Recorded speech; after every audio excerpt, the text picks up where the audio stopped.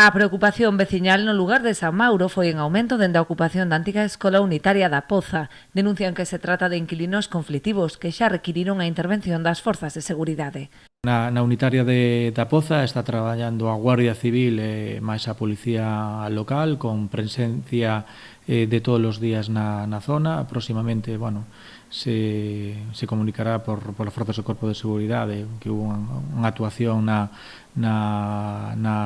zona e, seguimos traballando para que esas persoas hagan de forma voluntaria do que é a unitaria, non? Tamén temos en marcha xa un proceso tamén xudicial para facelo a forza, porque, esa vivenda non está nas condicións e supostamente é unha xente moi conflictiva. De momento non hubo ningún episodio de roubos nin de outra índole, e o que estamos facendo é paliando con presencia policial e escoitando as demandas dos veciños e facendo todo o que os veciños nos están propoñendo e entran dentro do marco xurídico, non? Tamén dende o Concello seguen a traballar na busca dun aloxamento alternativo para a familia que dende hai máis un ano reside na unitaria de Cespón. Se ben neste caso non houbo altercados cos veciños, que si amosaron o seu apoio á familia, dende o Concello insisten en que o inmoble non reúne as condicións de habitabilidade. A familia